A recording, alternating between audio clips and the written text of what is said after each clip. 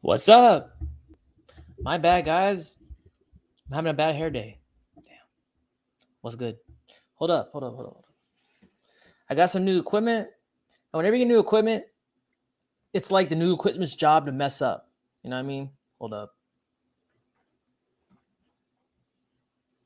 Damn, man.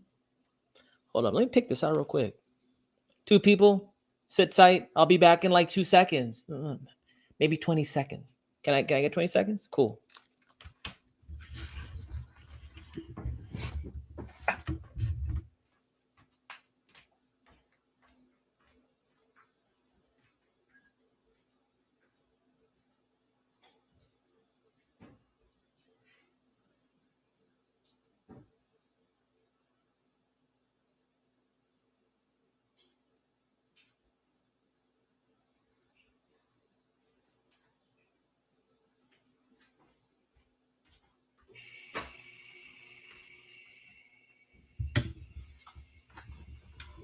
Yo. Hold up. 5 people? Wow. I should go off screen more often. Hold up. Much more bouncy. I like that. What's up, guys? I gotta get a haircut, man. Damn. I moved out of LA. Well, my barber's still in LA. They cut hair better out there, man. I don't know what it is. Push this shit out of here, man. All right. I'm good. You know, how you guys been? Take some time. First 10 minutes-ish. We'll say what's up to the homies. Let me check the comments. Who we got? I'm DubDigital. Nice to meet you. Cheers. What are you guys drinking? I've had better cups. I have to do dishes too. How you guys been? Welcome to Crypto News. It's Crypto News stream. We go over crypto news. I read articles. I talk to y'all. I read articles, talk to y'all, back and forth. If you can't catch the whole thing, no worries. Over the course of the week, if you haven't seen, I release every story we go over here individually. You know, so you can like listen to it and kind of like more summarized, more straight to the point. Oh, I know something was off. Hold up. Hey. That's what's good. How you guys been? Yo, what's up? Rocket. How you been? Good? I'm glad. Yow. Hey, you like my new camera? I'm stepping it up. Trying to elevate. You know what I mean?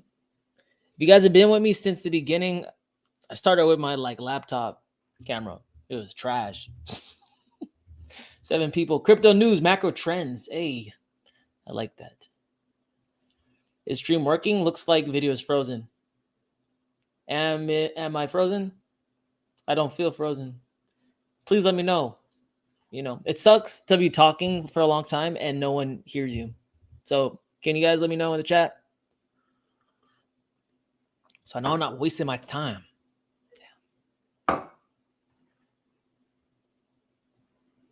I like poured hot water. Put tea in there. I forgot to put the tea in there. Dub D, what's good? Camera looks good. Hey, appreciate you. How you been? 8 people. Welcome. How's crypto been treating you? How's the content been? Is that you guys get down with the new format? It's easier for me, and I can be in your face more often. Part of YouTube, just being in people's face more often. Working fine. Camera looks sharp. Good. I'm glad. Trying to step it up. Next thing is, you know, I'm trying to get my room together, my little gamer room, whatever the hell it's called. Just cool background. We're gonna work on that too. Baby steps, y'all. Okay. I have a lot of articles today. And after the stream, you'll see I'm also releasing some shorts on some like videos, kind of reaction type content of videos like news. Like as if we were watching the news. We do reading content here. The shorts will be video based content, so on and so forth. I also try and do things, new things. You know, I'm trying to do it better this time. So we'll do that. I do miss your token reviews. Yeah, I know. It's just that like I was looking back at the frequency and like, look, YouTube tells you the data, right? And I was doing it not enough. It wasn't happening enough. Like I was doing a video a week. Those are really intensively like edited. I'm not hitting I have followers from every chain here, right? So like realistically, how often was I updating you on the specific token you care about? Not very much, right? So in this way, hopefully it's like more usable for everyone, because like I am not just one. I don't have followers from just one chain, you know. New camera is great. New background. Now new background. Yes. Palm trees. What should be in the new background? Like what are streams you guys watch? You dig the background. I need inspo, man. I asked ChatGPT, but like can only do so much. 10 people. To be honest, like the coins you're scooping on the floor, ALA persistence.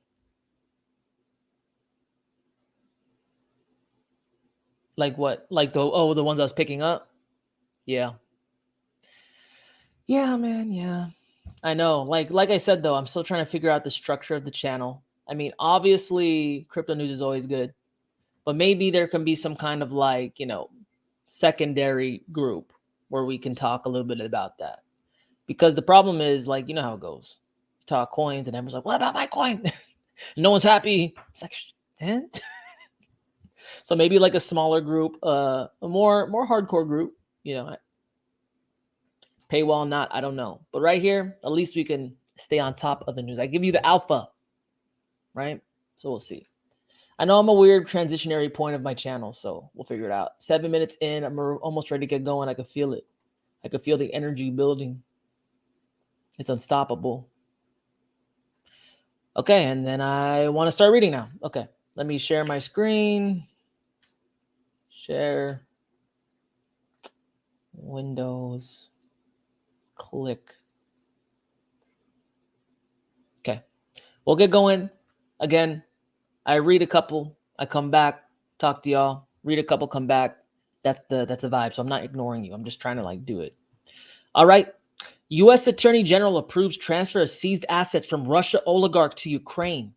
For the first time, U.S. Attorney General Merrick Garland has transferred seized assets from a sanctioned-hit Russian oligarch to Ukraine for future rebuilding efforts in the war-torn country. Garland said more transfers of this kind are coming. While this represents the United States' first transfer of forfeited Russian funds for the rebuilding of Ukraine, it will not be the last, he said. Last year, Russian oligarch Konstantin Milofev, I can't say it, my bad, man. No offense. First transferred, an investor and founder of a pro-Russia media empire was charged with breaching sanctions imposed in response to Moscow's 2014 annexation of Crimea. I think that's him. At the time, Garland said millions of dollars had been seized from an account at a U.S. financial institution traceable to the oligarch sanctions violations. The funds were transferred in February after Garland spoke with Ukraine's prosecutor general. I can't say these names, man. It remains a mystery how the transferred funds would be used by Ukraine for rebuilding efforts, considering the ongoing war, what's expected to be a bloody and destructive spring offensive. Rebuilding Ukraine could cost at least $411 billion over the next 10 years. The World Bank said in a March report. The figures should be seen as a minimum, as needs will continue to rise as long as the war continues. In December, Ukrainian President Volodymyr Zelensky met with BlackRock CEO Larry Fink about a reconstruction program when the war ends. Zelensky also met with bankers from JP Morgan Chase and Company in February about investing in the country.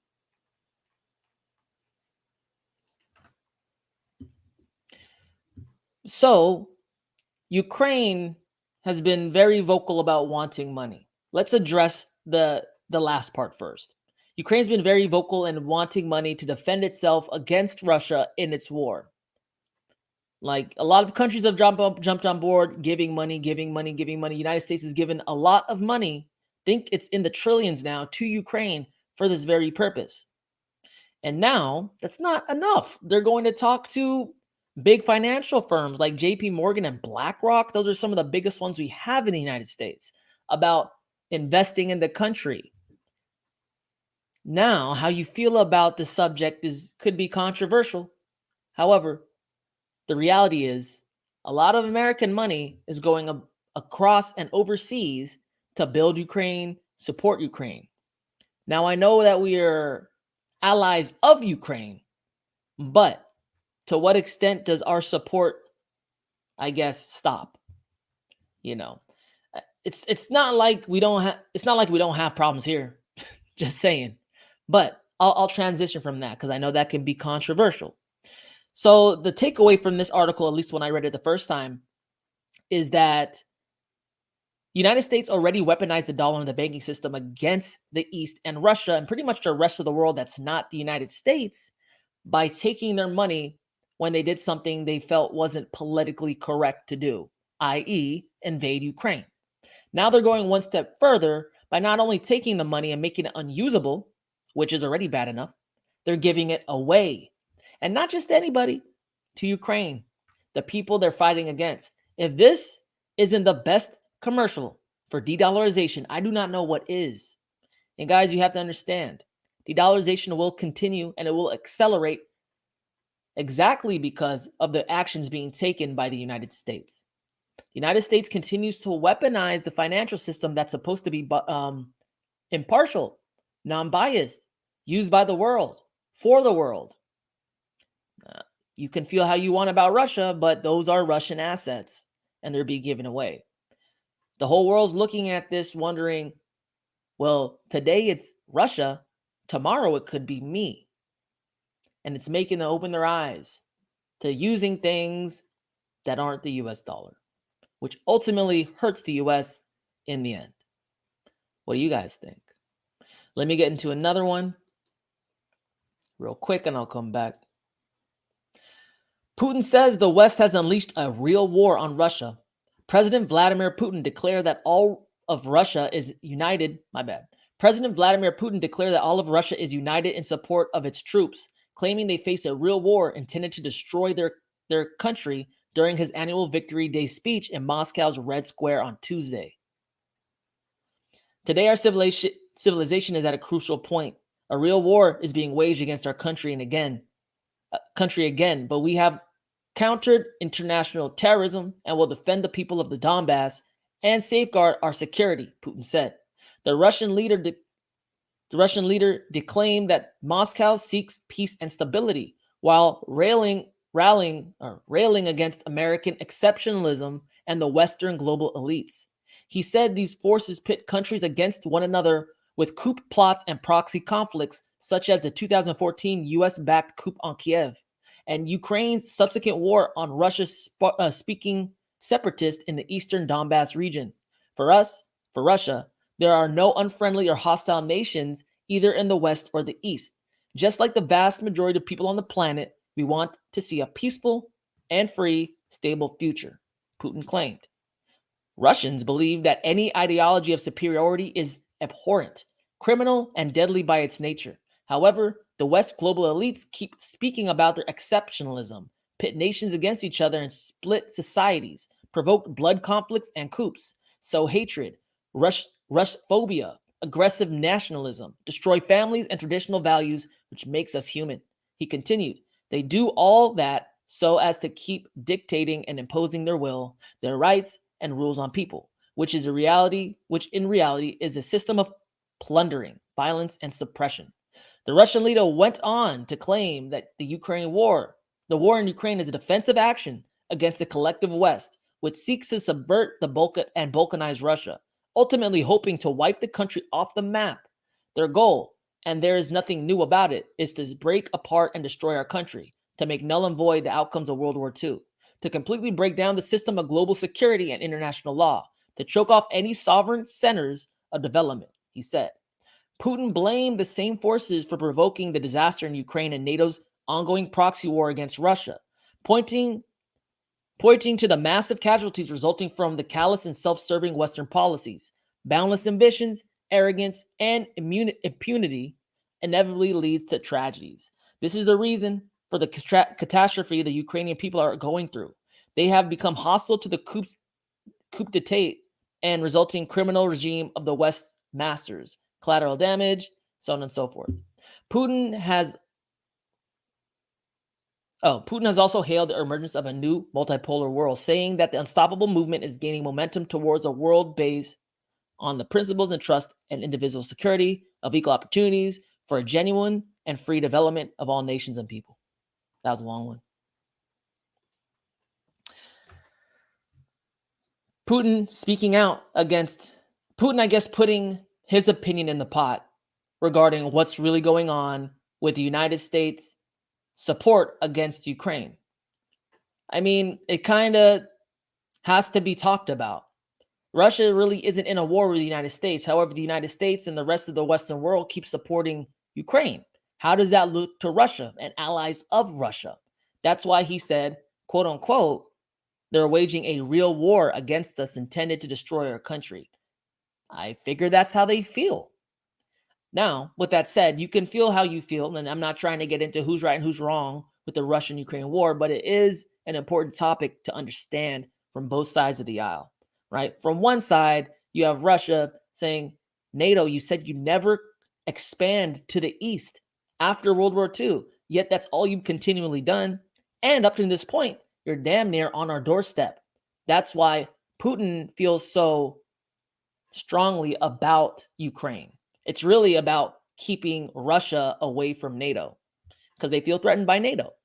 And on the other hand, you have the United States, who moreover is trying to show support for an ally. Really, it's a show of force for the United States at a time when the United States is somewhat losing its, I guess, grip on the global stage. It's good to understand both sides. It's good to understand the motivations of both parties. You learn enough, you make your decision up about what's true for you. However, we start to see tensions mounting. The conflicts are getting more and more tense. They'll probably get bigger and bigger until the United States, probably, most likely, the trajectory and how it's going, will have a direct conflict with Russia. Because that's the way Russia sees it. Russia's calling it a proxy war, but a proxy war is just a technicality.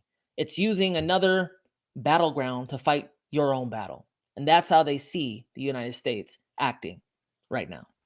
What do you guys think? 9 people. That's a long one, though.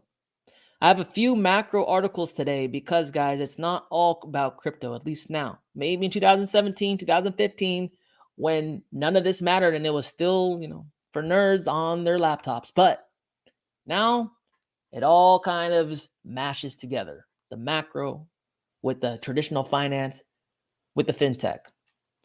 Let's see. You can do a lot with just colored lighting on your current background. I like it. It's not as tedious as green screens. Oh, I'm not going to do green screen. I'm actually trying to have like a regular background because green screen is I set it up. It gets wrinkled, has dead spots. You guys saw that a couple times, the dead spots.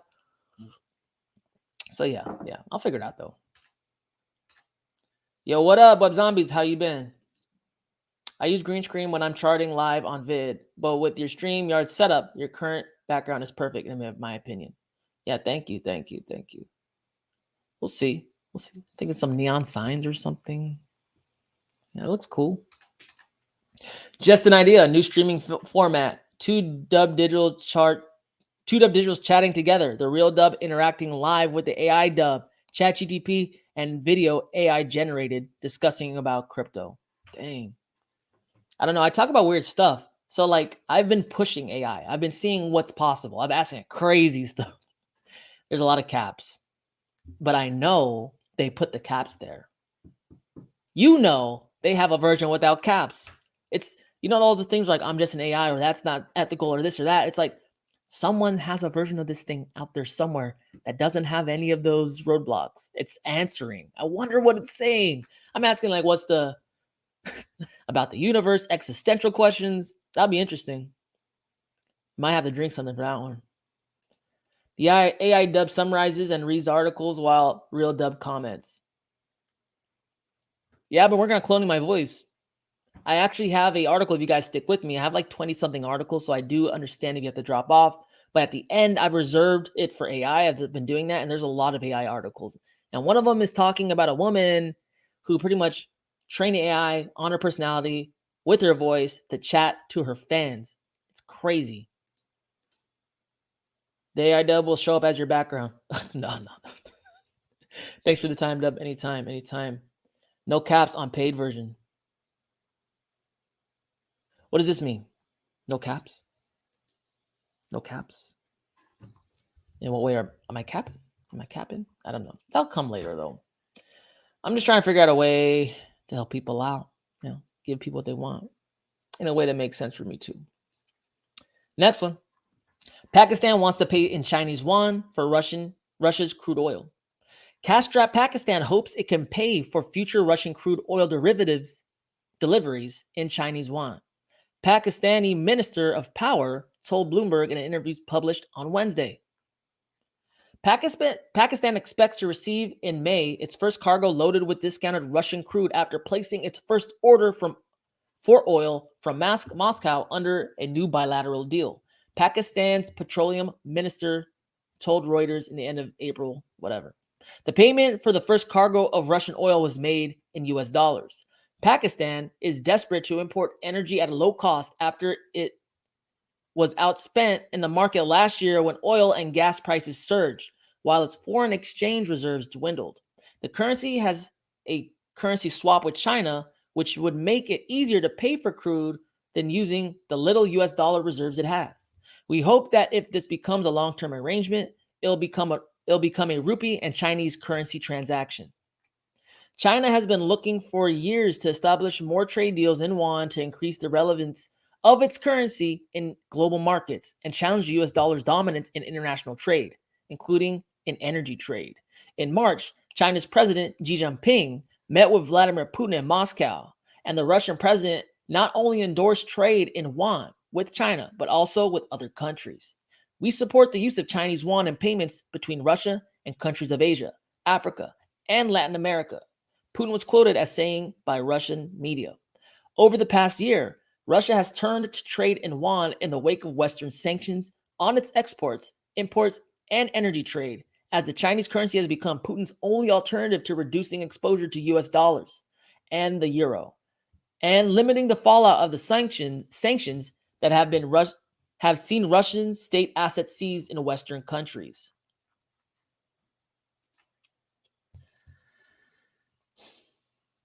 The world isn't going to stop just because the United States is being difficult monetarily, politically. They'll continue to find ways to do what they have to do because economies don't stop, people don't stop eating, people don't stop driving. These things need to happen.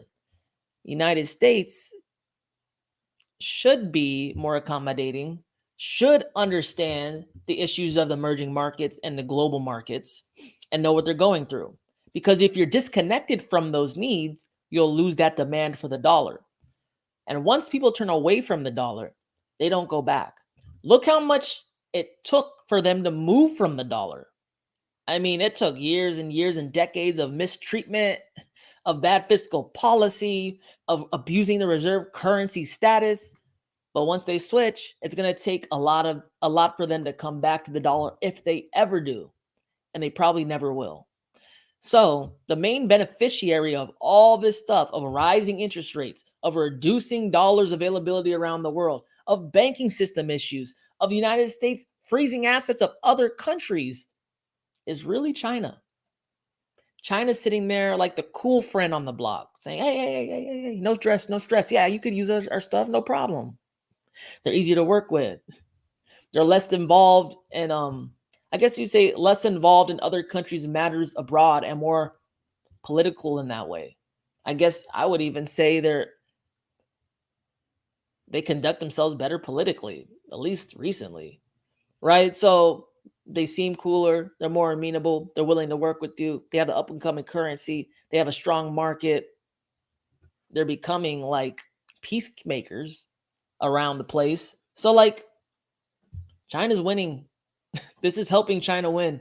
And Pakistan switching to yuan is because they don't have enough dollars. And you have to buy oil in dollars. So it's like we're causing this. Strange. We say we don't want to see China rise on a global stage, yet we do all the things that allow it to happen. Next one. IMF warns of serious repercussions, very serious repercussions, if U.S. defaults on debt obligations. The International Monetary Fund, or IMF, has warned that the U.S. defaulting on its debt obligations would have very serious repercussions on both the American and global economies. IMF Director of Communications, Julie Kozak, was asked at a press briefing on Thursday about the knock-on effects on the global economy, particularly the emerging markets, of the debt ceiling crisis that is happening now between the White House and the Congress, with the prospect of a potential default as early as June 1st. Our assessment is that there will be very serious repercussions, not only for the U.S., but also for the global economy should there be a U.S. debt default.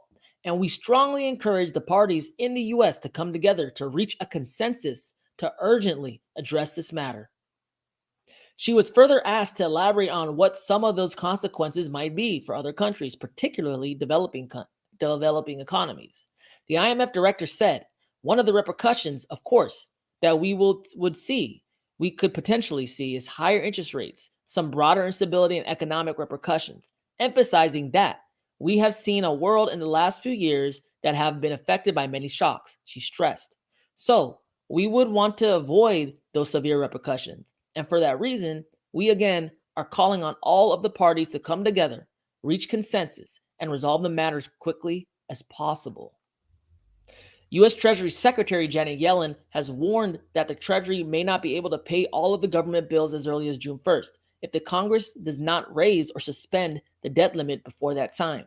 The Congressional Budget Office, or CBO, similarly estimated that a U.S. default could occur in early July. The IMF spokesperson was also asked about the impact of the regional banking crisis in the U.S. Kozak said, what we have seen is that as we have transitioned from a period of low interest rates to a period of higher interest rates, and that transition has taken place quite rapidly. It has exposed some vulnerabilities in some banks, particularly here in the United States. The authorities in the United States have taken rapid actions to address those vulnerabilities, and that is most welcome. But it's very important that policymakers remain vigilant as more hidden vulnerabilities may emerge in this new high interest rate environment, she noted.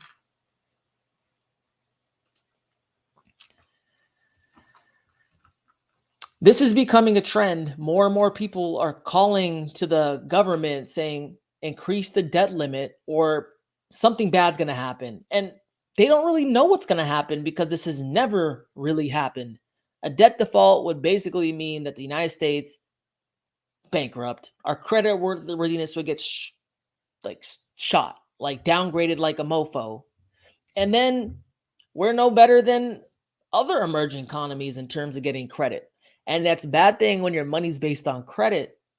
Who's going to buy your treasuries? You're not worth the money your bills are printed on if you don't have any credit rating, because fiat currency is based on faith. The faith and confidence of the U.S. government is what's backing the U.S. dollar now. But if you take away that confidence and that faith, it becomes paper.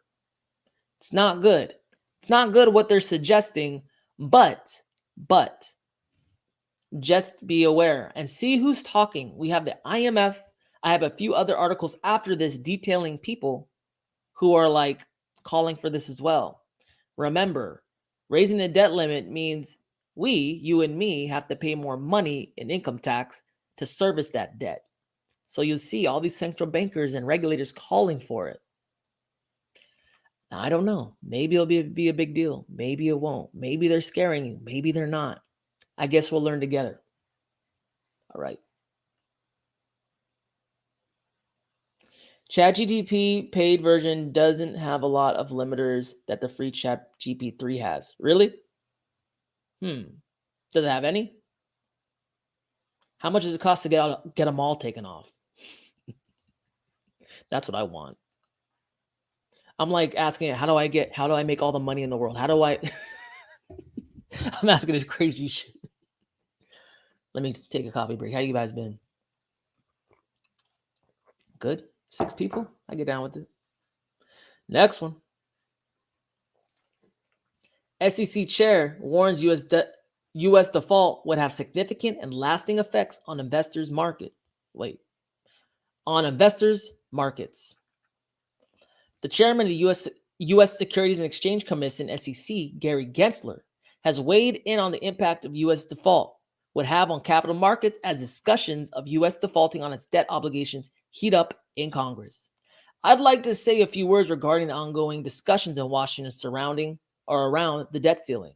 Gensler cautioned, if the U.S. Treasury as an issuer were actually to default, it would have very significant, hard to predict, and lasting effects on investors, issuers, and markets alike.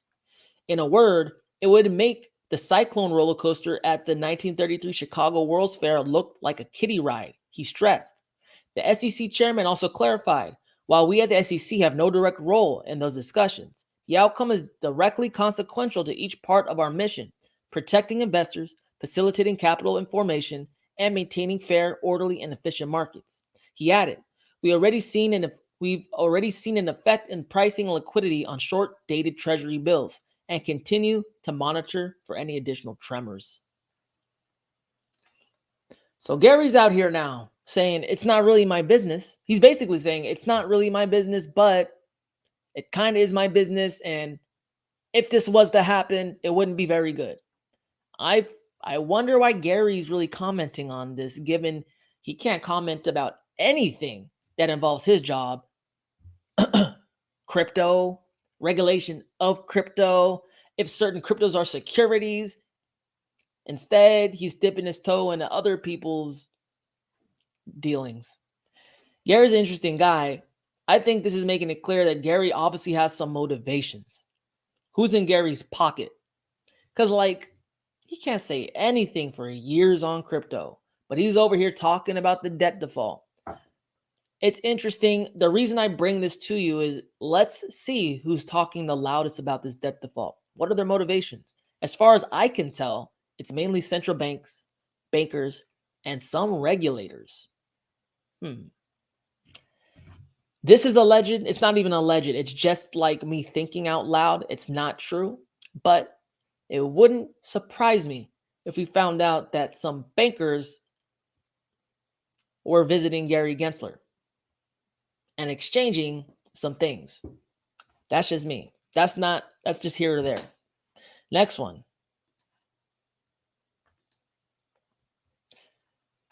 JP Morgan CEO Jamie Dimon, in favor of abolishing debt limit, states getting close to default can cause panic. Jamie Dimon, CEO of JP Morgan, one of the largest banks in the world, has given his opinion when it comes to the issue of congressional discussion on raising the debt limit to avoid possible default in the U.S. Dimon stated that he favored the abolition of the debt limit and warned about the effects of the drama surrounding the congressional discussions to negotiate a debt limit increase. I hope we avoid it. I hope one day we get rid of it. The executive also stated that even getting close to defaulting is dangerous for the American and the world economy, as it puts doubts in the capabilities of the U.S. government to honor its debts, he stated. On the default itself, think of it in 2 pieces, the run-up to a default and an actual default. It's even bad to have the run-up to a default because that can question Americans' debt ratings. We're foundational to the economy of the world. This can cause panic. And you've seen, panic isn't necessarily a rational thing. People panic. And when you see people panic, that's 2008, 2009 again. And that's really what you want to avoid. So now Jamie's in the mix too. Central bankers, regulators, bankers, all talking about the potential U.S. debt default. Now, why would they care about a debt default? Because it's basically like our credit limit as if you had on your credit card. It's the amount of money that we could spend into existence without having that money for a whole entire nation. It's funny that one of the bankers from one of the banks that own the Fed stating that, hey, why do you even have this limit? Let's just have a blank check. Like, give us a blank check. Well, he would like a blank check because who's the interest on the national debt paid to? The Federal Reserve, which is owned by a bunch of private interests and big banks. One of them being JP Morgan. So now you start to see the revolving door here. Raise the debt limit or something bad's going to happen. They scare you into submission. They get you to comply. They'll increase the debt limit. And ultimately, you and I pay higher taxes. And Jamie gets more bonuses. So he's not wrong. This does help. This does hurt the global perception of the United States and their ability to honor their debts, to service their debts. However, I don't get down with him calling for a blank check and eliminating the debt ceiling. No one does that in a personal life. A credit card would never give you a credit card with no ceiling. But we're just going to do that for a whole entire country? Seems weird, man. All right, what's up, guys? You guys are quiet? Okay. Let's keep it moving. But more from Mr. Diamond regarding the banking crisis. It's going to get worse for banks. JP Morgan, CEO, on overregulation. Let's see.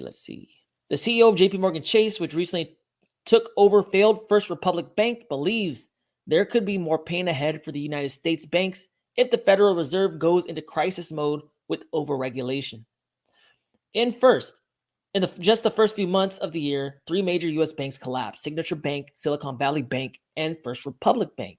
However, Diamond believes adding more regulations to the Federal Reserve's already 200,000-page long stress test is not the solution to the current banking crisis.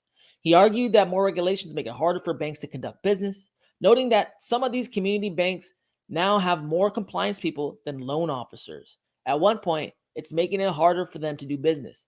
There are already hundreds of rules in place. He believes that focusing solely on one stress test gives a false sense of security. Diamond suggests that the Federal Reserve never saw issues emerging in the banking industry, noting that not one Fed governor forecasted the banking crisis. Jamie's out here being very vocal. It seems like Jamie's trying to get ahead of something. It seems like Jamie knows that there's more pain to come in the banking system, and I would tend to agree. So these people, these heads of banks, they come out, they say these clips as if they could point back to it later saying, we didn't lie to you. Look, we told you. You didn't heed our warning. This is cover your ass time. Jamie's covering his ass. I wonder what he knows. And he's stating that the stress test system that he's been complying with this whole entire time is essentially flawed, and it doesn't mean we're safe. Wow. That means something's on the horizon, y'all. That means something's on the horizon, and Jamie's even being emboldened, saying, we don't want to do these rules no more. We're done. He's saying we don't want to do the rules. We're not going to comply. You need us, government. You need us because more banks are going to fail. And guess who you're going to turn to buy them? They're going to turn to JP Morgan. They just picked up one of the banks that failed. So I guess at least Jamie's trying to level with people. But he knows what we all know. There's more to come. All these banks own each other's debt. One domino falls. It's just a matter of time before another one does. So we'll have to keep an eye on it, guys. How you been? 6 people. No country other than the U.S. has a debt ceiling. Yeah, John, but that's because no other country other than the U.S. has a world reserve currency, right? Like, they can print as much as they want, but like in terms of the underpinning of the financial system, the dollar, that's what everyone relies on and leans on and even uses if their currency goes like hyperinflates. Like, you know what I mean? Like, we're not the same. We are a Martian. We are big big daddy right now in the economy. That might change, but you can't just willy-nilly print a reserve currency. I mean, we've kind of done it, but you're not supposed to do that, because if you do that, what makes you better than any other third world fiat currency? Nothing, absolutely nothing. So we'll have to watch. 7 people. Or how about $1 trillion coin? So that's been proposed. That's been proposed from a long time ago. I remember 2015, 13, they were talking about that, minting a platinum coin that cost $1 trillion, and that the United States will hold it as a reserve. Seems weird. But we'll see. A lot of stuff's happening, right? What's the point of debt ceiling if there just goes up forever? Exactly. Well, I mean, like, look, like the debt ceiling is somewhat of a formality, right? Because we know they're not doing that. They're not doing that. And the very fact that we have credit cards, the debt's continually rising in the retail sector, the debt's continually rising with the fractional reserve banking system. They just say there's a ceiling. It's not really, right? Like, that's what I'm saying. Like, the whole concept for a reserve currency is supposed to not have a ceiling. I mean, have a ceiling to be somewhat responsible, but we haven't really been doing that. And the world knows we haven't been doing that. And we were watching the world leave our financial system. That's, in a nutshell, that's what's happening, guys. Because don't you think that's like irresponsible? I mean, would you give your kid like a credit card and go, have fun, kid? Hell no. The heck? Try us back here. Give me shit. You know? 8 people. May as well get rid of it. I guess so, John. But like at that point, we get rid of the debt ceiling. It's kind of like, it's not like people, we're admitting that we're effed, you know? It's a bad look. It's a real bad look. But if they get rid of it, whatever. I just work here. Let's see. Americans suffering sharply higher levels of financial anxiety. So we talked about like what's going on macro-wise. Let's talk about what's happening in the economy. Money is now the prime cause of stress for most Americans, according to a May 8th survey by Bankrate. At least 52% of respondents reported that personal finances have had a negative impact on their mental health, a significant increase from 42% a year ago. Fears over high inflation, rising interest rates, and a pending recession have filtered down into the everyday lives of millions of Americans still recovering from the disruptions caused by the pandemic lockdowns. There are several sobering statistics in this report, with inflation at the center of many of these money worries. Despite a strong job market, wage growth has not kept pace with the rising cost of living. Debt has been rising and savings have been dwindling. The financial worries take hold of American taxpayers about 82%. As financial worries take hold of American taxpayers, about 82% said that feelings of stress, anxiety, worrisome thoughts, loss of sleep, depression, etc. have been caused by economic factors. The greatest cause of concern was inflation at 68%, followed by rising interest rates at 31% and unstable finances or job security at 29%.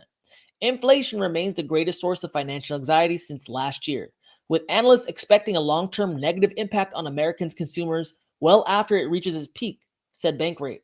Meanwhile, respondents who said that their money fears have worsened over the past year was at 57%, while 47% admitted that paying for everyday expenses was the greater concern. At the time, 41% of those surveyed claimed they lacked enough emergency savings. Almost all those who said the money occasionally impacted their mental health told surveyors that at least one of those 3 concerns had worsened over the past year. The survey noted that older Americans, women, and lower earners were more likely to point to rising prices as a cause for their money-related stress. 79% of baby boomers and 68% of Gen Xers were more likely to cite inflation as a crisis. Guys, now we start to see, by covering the Federal Reserve's actions, World Bank's actions, central banks around the world, we cover what they do. You see the monetary policy they put in place, or it's a fiscal monetary. It's policy that they put in place, and now we're seeing it trickle down into the everyday person's life. These politicians, these bankers, Every decision they make affects everyone in the entire country and all over the world. People are feeling inflation. You get less. The size of the packages you buy are less. You get less food. You're paying more. Your job's not giving out raises. You might lose your job. Everyone's in a bind. Everyone's feeling it. This is the feeling and effect of bad policy. Irresponsible stewardship of the world reserve currency. And it started with compassion. It started with helping people out during the pandemic. A lot of the printing that happened in 2008 stayed localized within the banking sector. So the things that banks typically buy rose with inflation, like stocks, like real estate, all the things, the assets that were going up are things bankers buy. But when we gave out money, although it was in the name of helping, that money was not localized in the banking sector. It went out to the general economy. And the things that people buy in the general economy went up, like milk, eggs, things that are really mandatory. It's sad to see, but it's very important to see the whole cycle and how everything affects everything. Like people come out and say, let's just do this, let's just do that. Well, have you thought of the ramifications on your own life a year or two from there? So a good learning experience, at least. Next one. U.S. city to roll out guaranteed basic income. Funny. Who could have seen that coming? The rise up Cambridge cash payments for families and with kids will provide low-income households with a monthly check of $500 to test guaranteed basic income. Those eligible are families with children who earn under 250% of the federal poverty level, which equates to about $75,000 for a family of four. The 18-month program will not be based on a lottery like other guaranteed basic income rollouts, and anyone eligible may apply. The city has also allotted $22 million for the initiative and expects around 2,000 families to apply. The money to fund the program will primarily come from the American Rescue Plan, distributing our federal tax dollars to others, and some independent donors will pitch in too. The program is only eligible for people with children under 21 and will not make a noticeable dent in the homelessness population, nor will it help the elderly who live alone. That said, families with children already can receive the most in financial funds or federal funds, and if they are living in high-cost Cambridge, chances are they're receiving income elsewhere. We want to stabilize as many households as possible and make sure that they have a chance to continue to stay in our city that, is not easy to stay in, Cambridge Mayor Samdul Siddiqui stated. Universal basic income, a very contentious topic, but naturally, in an environment of rising inflation, it seems like the right thing to do. To the politician who might not be very well versed in financial theory, right? Things are getting more expensive. We have to give people money so they can afford the more expensive thing. You're attacking the symptom, not the cause. The cause of the rising prices was politicians' decision to print and distribute money in the first place. So one has to ask the question, what's your real goal here? Are you trying to buy votes? Or are you trying to really combat inflation? Because to combat inflation doesn't mean pouring fuel on the fire by printing more money to cause more inflation. And I guarantee you, inflation happens over time. It takes time to work out. They're going to do this program. It's going to seem like a win, and they're going to roll out to more cities. And then more people are going to get $500 a month. And if this last round of inflation was fueled by a one-time payment of stimulus or like a short period of stimulus, and this is just an ongoing program, can you see how we're not just going to be experiencing inflation, we're going to be living in a decade of inflation? It's not good to see, but every politician just cares about not getting fired, getting reelected, and to save their job, they'll wreck the place they service. Welcome to America. 9 people.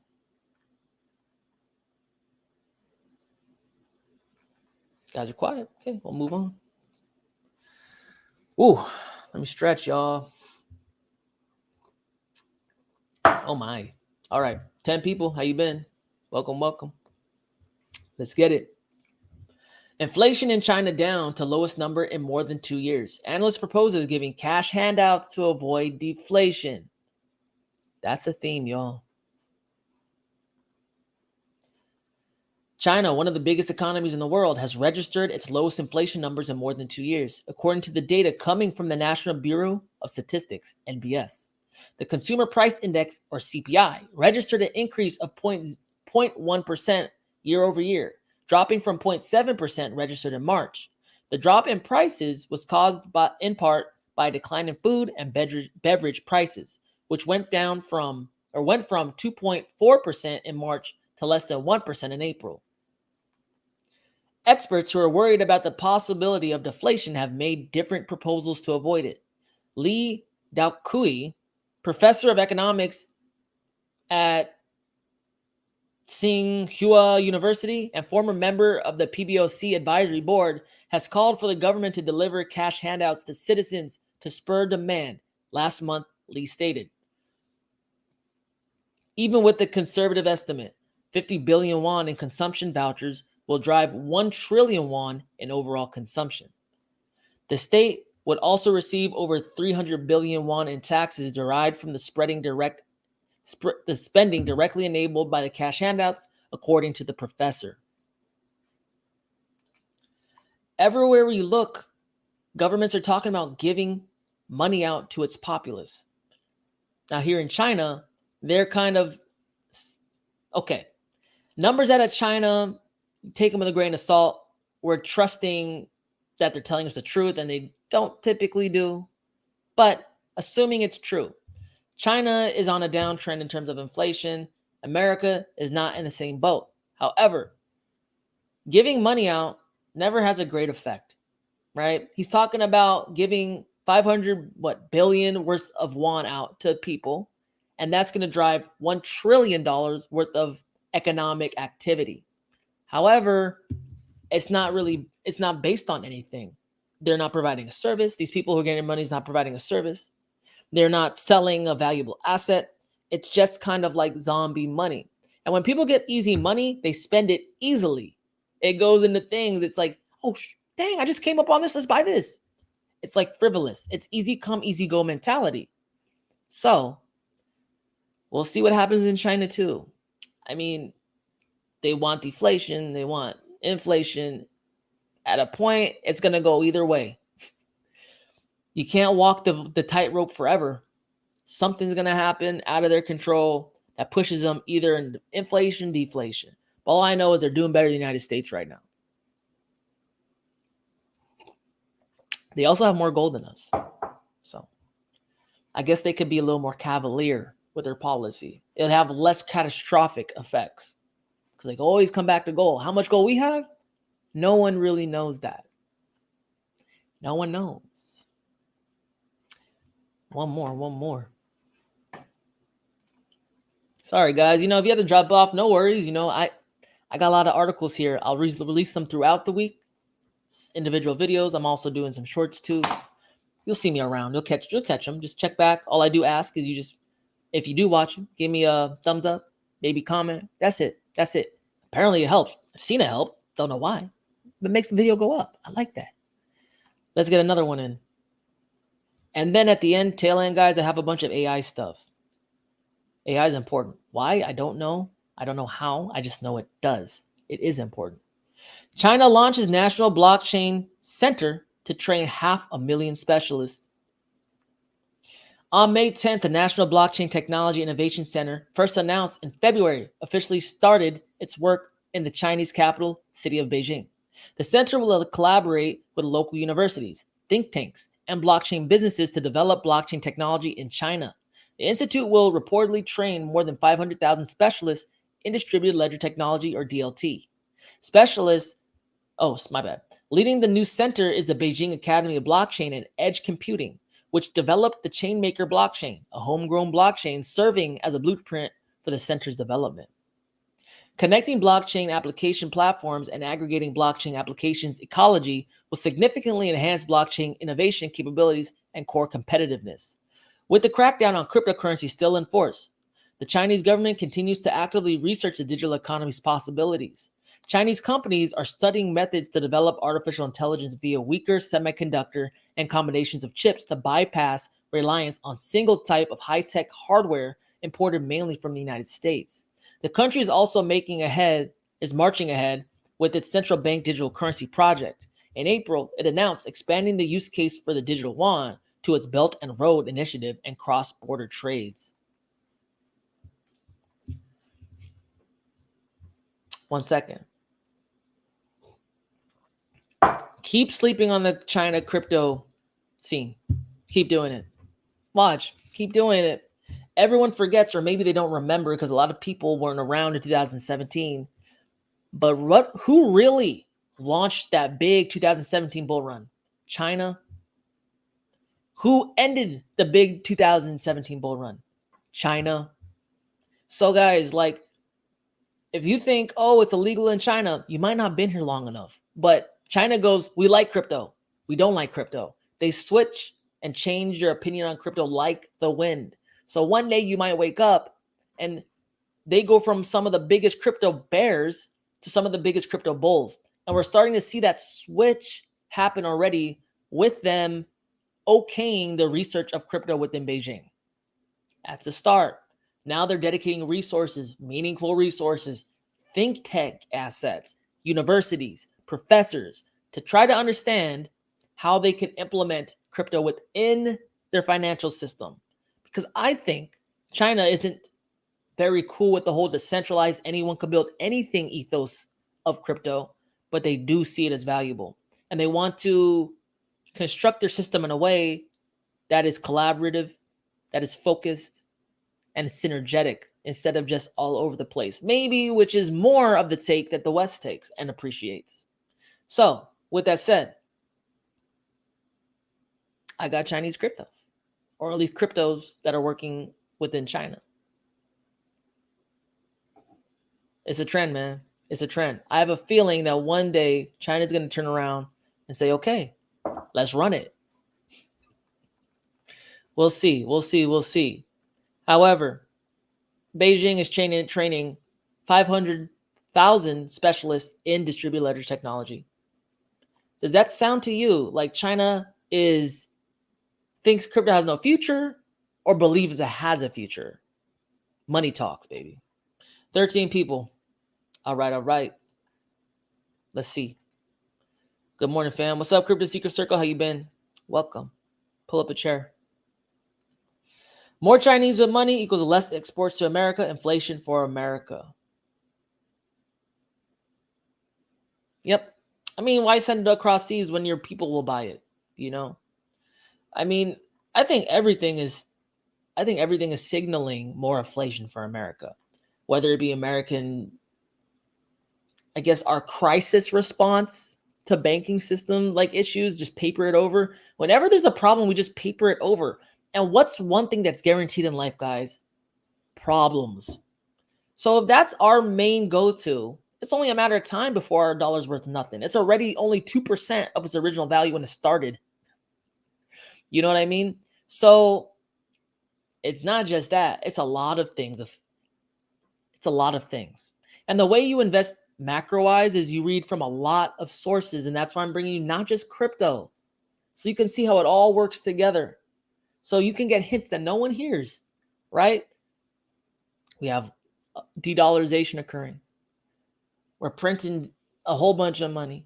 We're trying to raise a debt ceiling, which would be massively inflationary. We reduce the capital requirements on banks so they don't have to hold as much. That's massively inflationary. We put in new lending facilities for banks to interday lend because there's not enough liquidity. That's massively inflationary. What are we doing that's not inflationary? We're raising interest rates? Okay. In order to have actual deflation occur, you have to raise it above the rate of inflation, not just the percent or 1/4%. That's doing nothing. You know that, right? Raising those interest rates ain't doing nothing. It's not making the inflation go away. All it's doing is marginally making it inflate slower. But the inflation is still occurring. 12 people. What do you think about it? Finally caught alive. We'll rewatch. Yeah, Blind Abe, no worries. And I send the videos out too. I got a new camera, man. Hey, took me 3 years. Creature habit, bro. You know how it is. You guys good though? 12 people? Hour in. Whoa. Okay, let's go. Let's run it.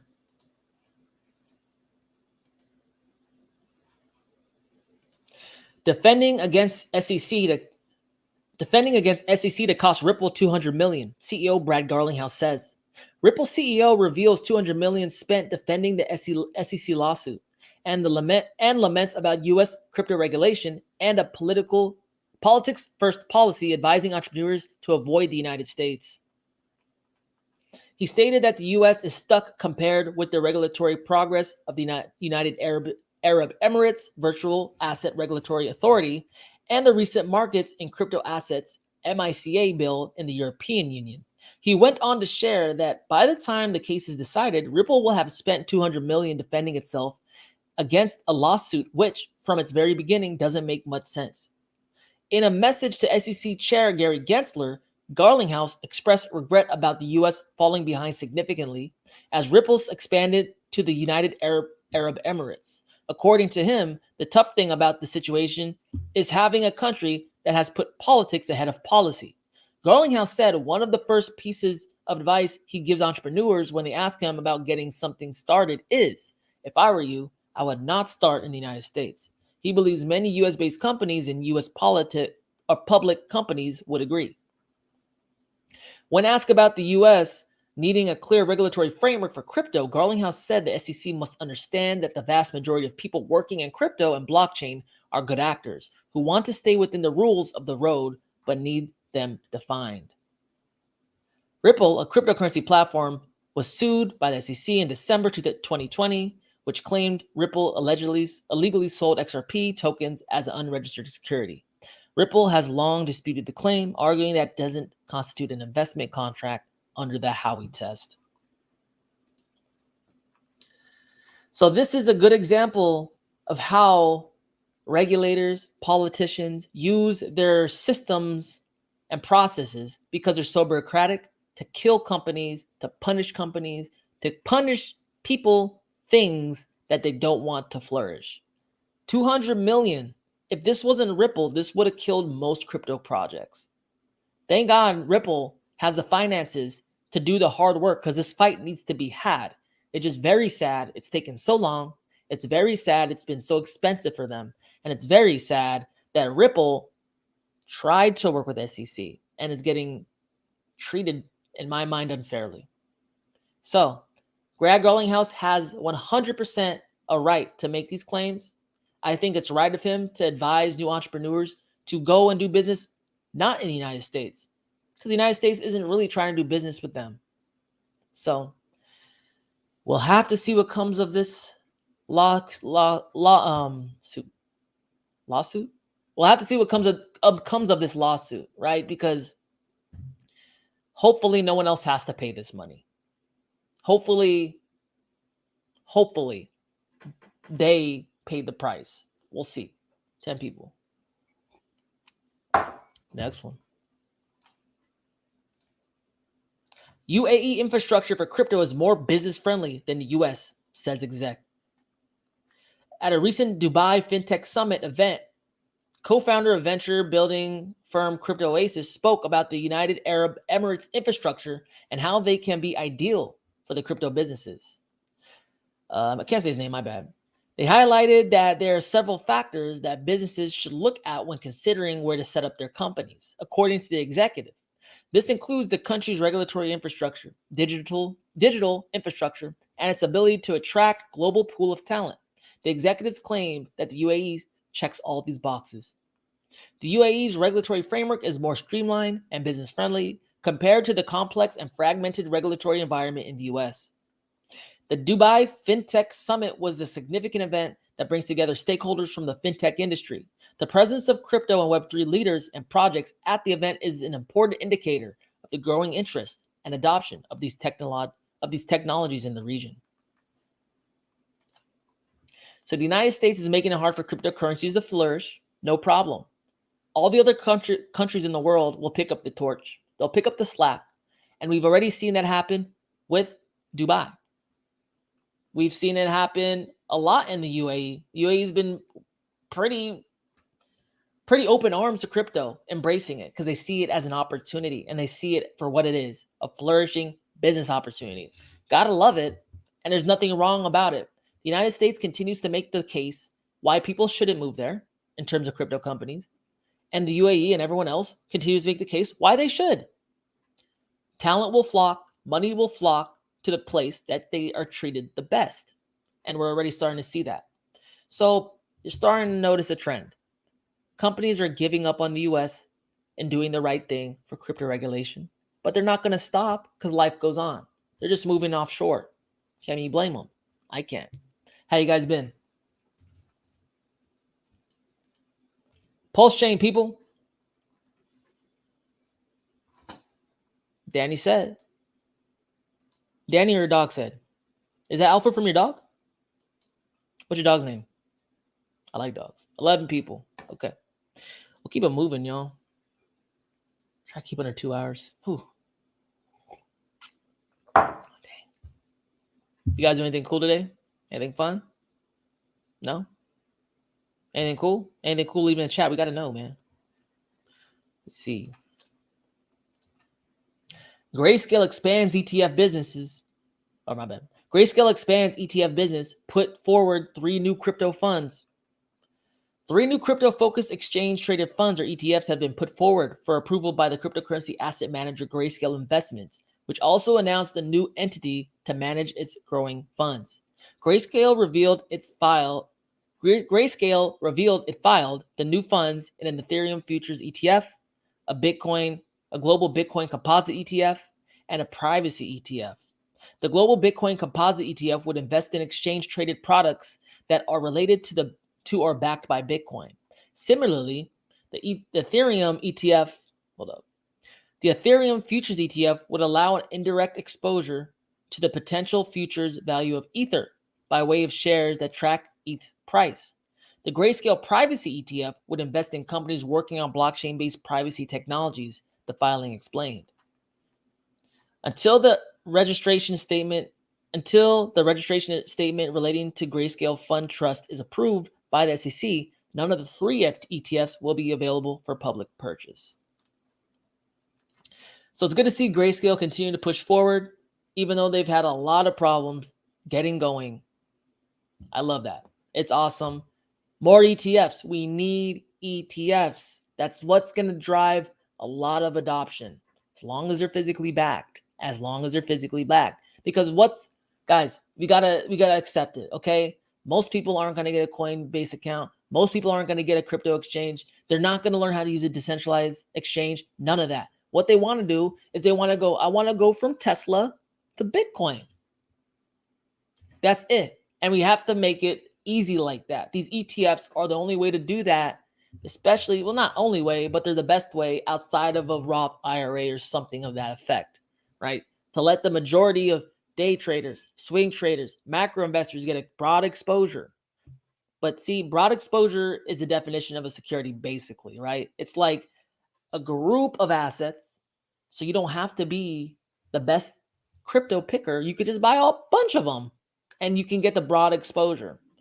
So, well, let's see. I think the space needs it, but totally going to be targeted by SEC. It's not going to be easy to get it through, but I like to see that not everyone's giving up on working things out in the United States. So Grayscale, bravo. Keep going. Keep pushing.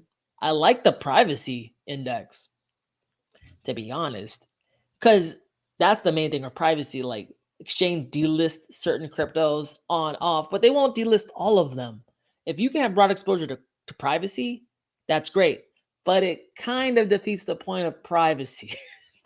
So you have to be okay with just getting the money aspect. You're not really getting the safety and the privacy aspect of just owning a Monero or Zcash or anything like that. So as long as you understand what it is, these products can be used to make money. But, you do lose the privacy aspect. 11 people. Okay. Need a drink. Okay, let's run it. Florida governor officially banned CBDCs in the state.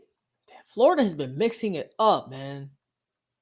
I mean, I thought, Florida man, Gators, they have the best cops episodes, by the way.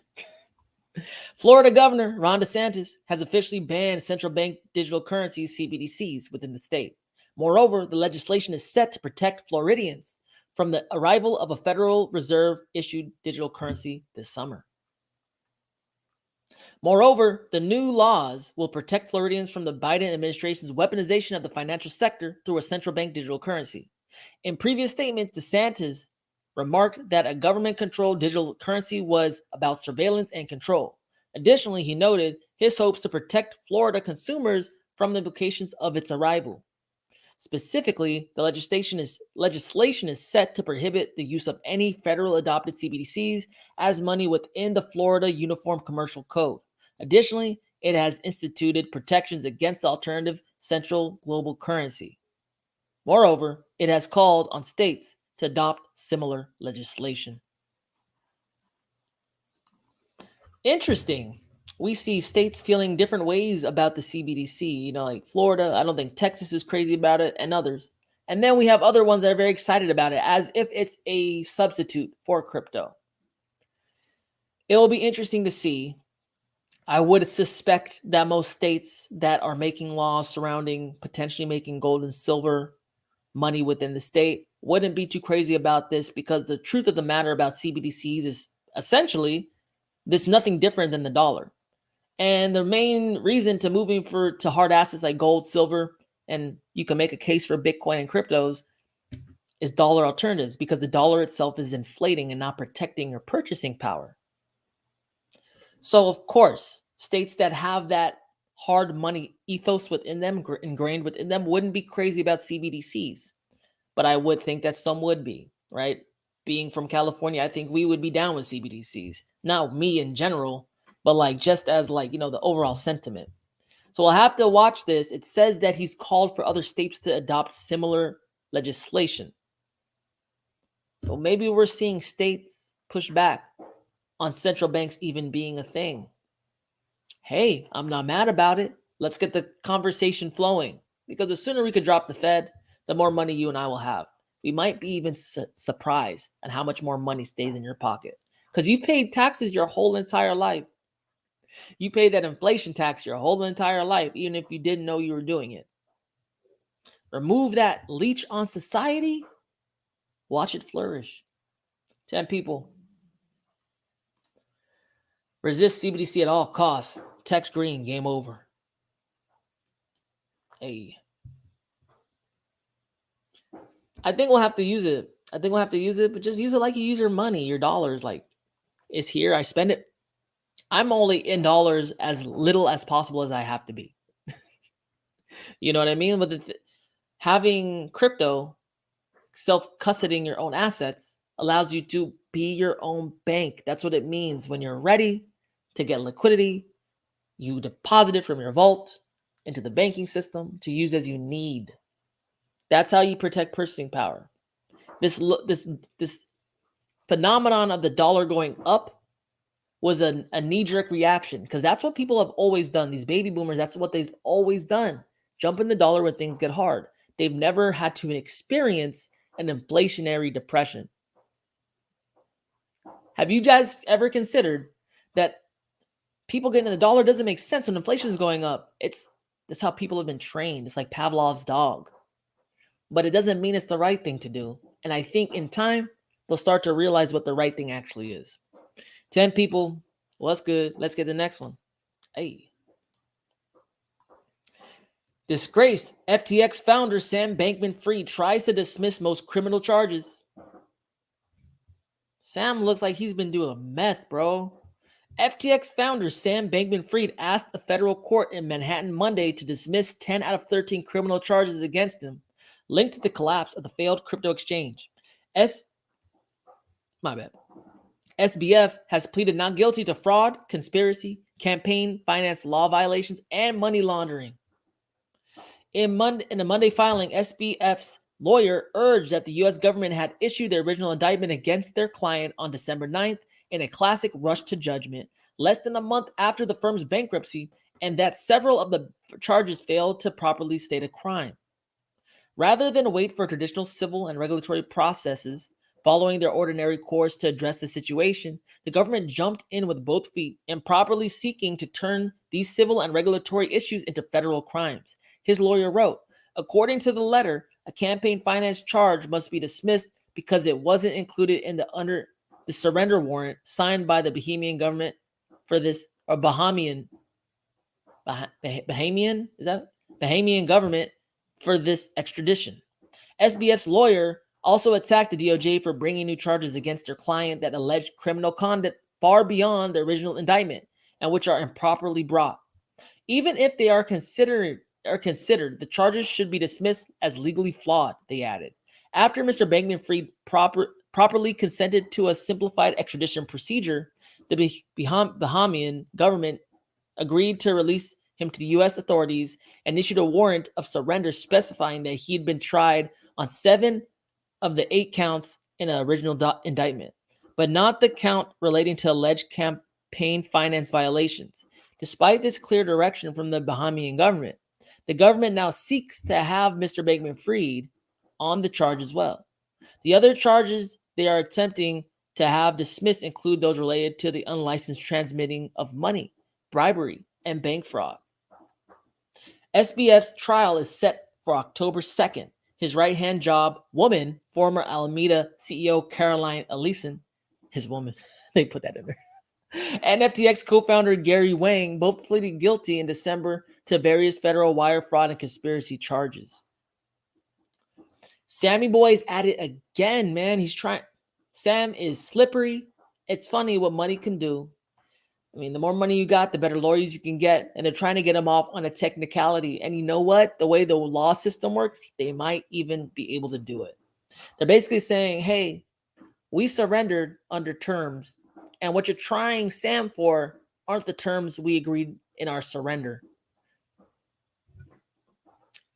That's good job on Sam's lawyer's part. Bad job on the prosecuting parties. Like, guys, you know Sam is well connected. You know he could pay for some all-star lawyers, man. You got to come correct, dot the I's and cross the T's, or you're going to lose them. And I don't know what's going to happen. Something to me, I got a feeling Sam's going to get a lot of his charges dropped. He's going to get a lot of the charges dropped. He's paying off like the bank. He was able to liquidate a bunch of money to pay off the bankruptcy issue or some of it to help pay back creditors. This guy has a lot of tricks up his sleeve. I think he's well connected with some of the most powerful people in the world. And they're really pushing back on the conspiracy campaign finance violations, right? Because the implications of them. If FTX actually was acting as a revolving door for money for the Democratic Party, which is alleged, by the way, not confirmed, but if that is true, this whole court case has humongous implications, and the people wrapped up in it probably have big names. But we'll see what happens in court with Sammy Boy. Maybe he'll be able to wheel out of this one once again. What do you guys think? His woman? Hey, I know. That's funny. His girl, his CEO and girl. Come on, Sam. I don't even have to say about it. I won't say anything. 9 people, what's up? Effing Shaq's in the news. I forgot to highlight it, but bear with me. Shaq argues he was never properly served, asks judge to throw out FTX-related lawsuit against him.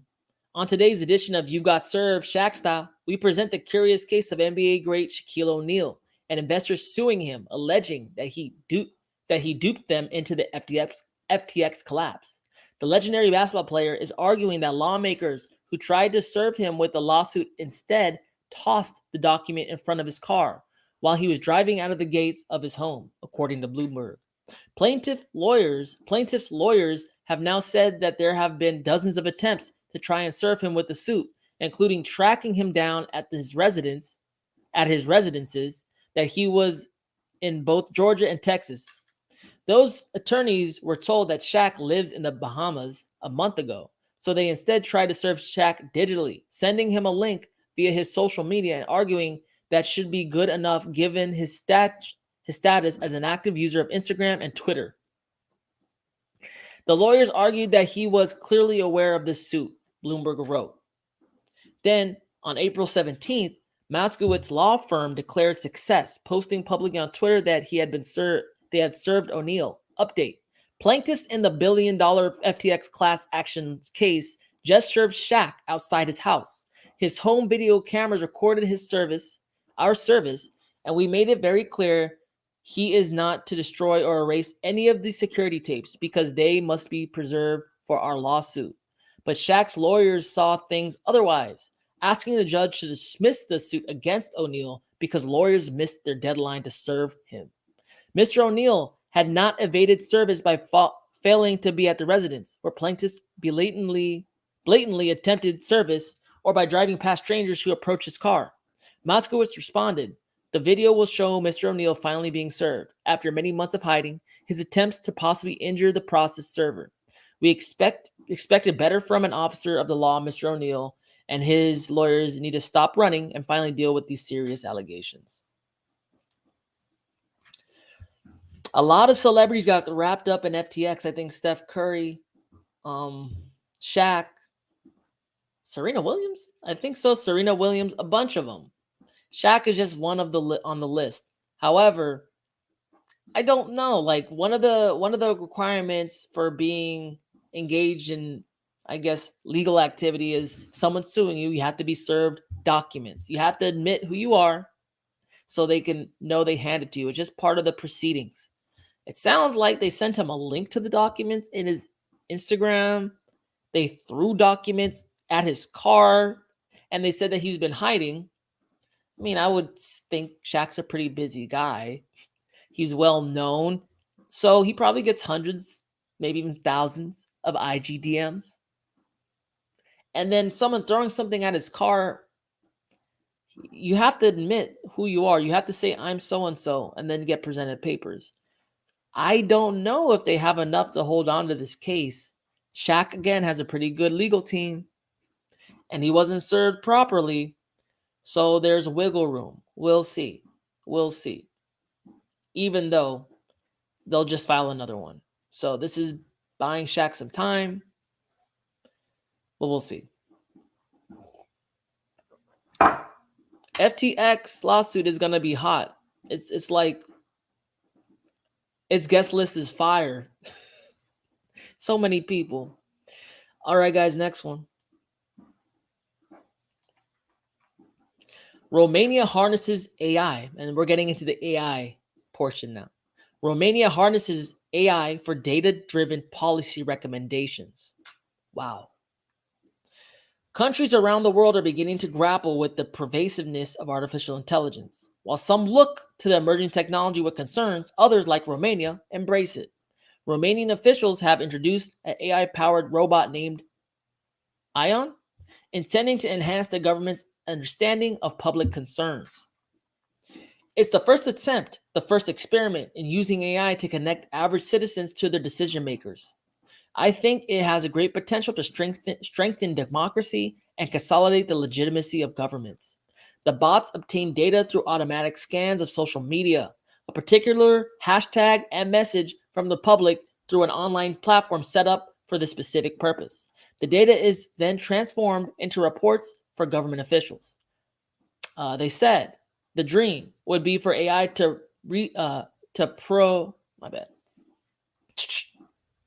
The dream would be for AI to propose policy recommendations based on the data it receives from the public.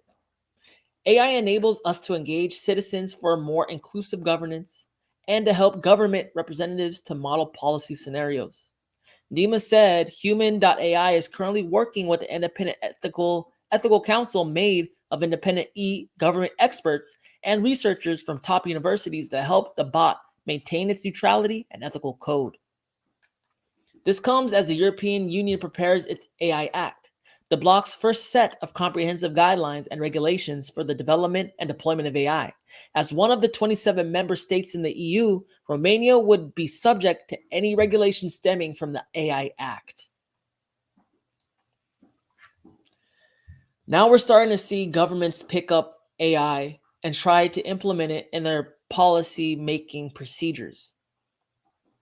Will it be good? Will it be bad? I guess the future will ultimately tell. However, what I can tell you is I have hesitancy about doing that because policymakers are supposed to make policy. Once we start using AI to make policy, this AI wasn't really elected. It's not an elected official. They're using it as a tool, but it's essentially telling a society which path is best to go down.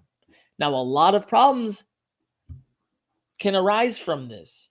One of them being is if the AI does develop a bias, does develop an unethical streak within it, these things learn and grow.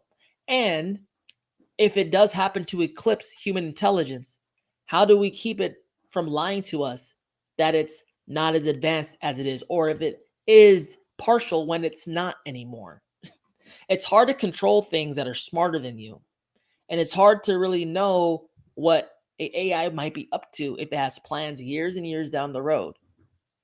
Who knows? We're starting to see the shift. Things are starting to get weird. AI will continue to become more and more pervasive in your life and more pervasive in your governments. If that's a good or bad thing, now that's another question. 8 people, what's good? Guys are quiet today, y'all. Hopefully the new camera's cool. You can see, you can actually see me now. This is what I look like. I'm gonna get a background soon. I'm gonna step it up. We're gonna go big places, y'all. As soon as I got a haircut. Let's see. Next one. What is Google's Bard and how does it work?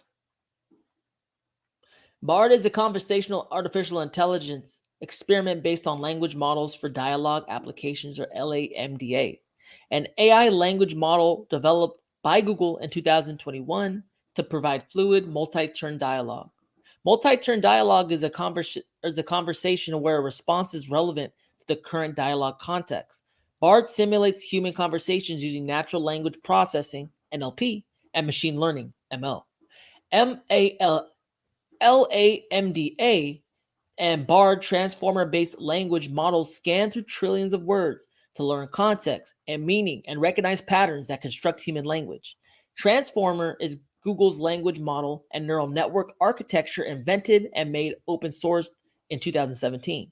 A neural network is based on AI-powered computing systems inspired by the human brain. The Bard AI-powered chatbot was created to complement Google Search as a creative collaborator that can help write emails, essays, brainstorming sessions, and pull information from the web through the Google It button. Right there. This is where the similarities, both Google Bard and OpenAI's ChatGPT, are AI chatbots designed to interact with people through natural language models and machine learning to generate conversational text. However, this is where their similarities end. Here are some of the main differences between the two. Bard's use of a higher version of LAMDA enables it to operate with less computing power and handle a larger number of concurrent users. This provides an advantage over ChatGPT, which has been known to struggle with efficiency during times of high demand. ChatGPT produces content based on generative AI, a type of AI system capable of generating text, images, or other media in response to prompts. However, such a system makes it more vulnerable to cyber attacks and deepfakes due to their regular use of digital images or videos to create content. On the other hand, Bard is trained around searching and providing conversational inputs that sound more natural and contextual instead of offering a set list of possible answers and easily forgeable files. Still, ChatGPT is trying to help refine searches and offer more naturally sounding conversational search results in line with Google Bard.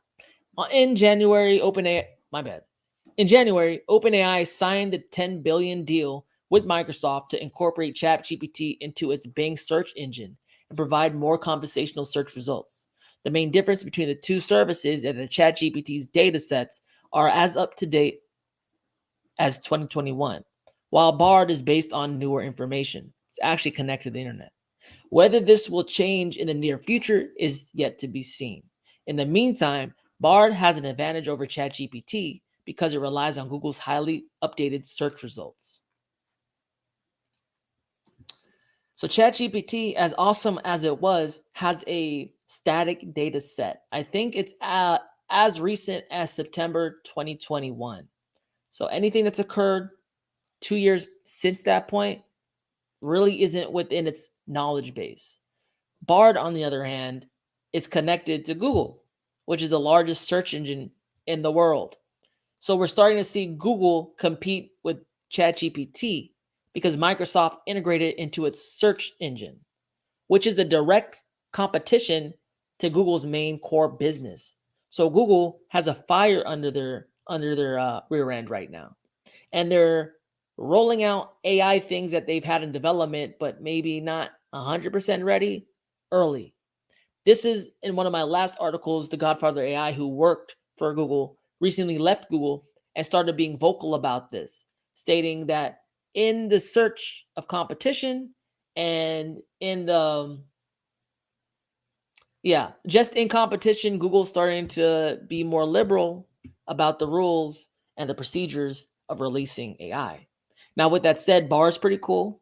You know, I've used it. You guys should check it out. You should use all these AI things I talk about, dip your feet in it, because I guarantee you there's going to be a market in the future.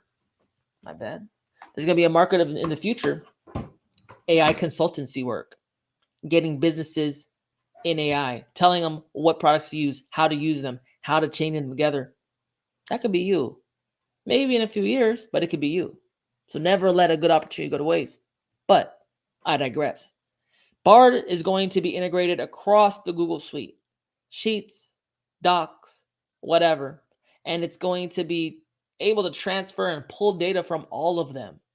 So from that way, I think it's very useful for entrepreneurs. It's really helping. The whole small business automation trend is really kicking up now. And it's going to be a somewhat of an similar to an arms race between Microsoft and Google. Try to have AI dominance. But the real question is, what are they going to make as a result of it? They're going to continue to push each other faster and faster and faster and faster until we end up with this version of AI that might be smarter than us and might at that point be uncontrollable. We'll have to see. We'll have to see. Next one. OpenAI CEO to testify before Congress alongside AI pause advocate and IBM execs. OpenAI CEO Sam Altman will make his first appearance before Congress on May 16th to discuss artificial intelligence regulation in the United States during a hearing on oversight. Also testifying will be IBM's Chief Privacy and Trust Officer, Christina Montgomery, who is a member of the U.S. National Artificial Intelligence Advisory Committee, and New York University Emeritus Professor Gary Marcus. Details remain scarce concerning the hearing's agenda. Its title, Oversight of AI, Rules for Artificial Intelligence, implies the discussion will center on safety and privacy, as does a roster of scheduled attendees. NYU's Marcus recently made waves in the AI community with his full-throated support of a community-driven pause on AI development for 6 months. The idea of an AI pause was defined in an open letter published in the Future of Life Institute website on March 22nd. As of this article's publishing, it has more than 27,000 signatures. The letter's stated goal is to call on all AI labs to immediately pause for at least 6 months for the training of AI systems more powerful than ChatGPT-4. GPT-4. A blanket pause on AI's training, together with existing trends that seem to be deprioritizing investment in AI industry ethics effort, will only lead to additional harm and setback. If Congress determines that AI regulation deserves a heavy hand, experts such as Montgomery fear such efforts could have a chilling effect on innovation without necessarily addressing safety concerns. This harm could trickle into operating sectors where GPT technology underpins a plethora of bots and services. In the world of fintech, for example, cryptocurrency exchanges are adding chatbot technology to serve their customers, conduct trades, and analyze the market.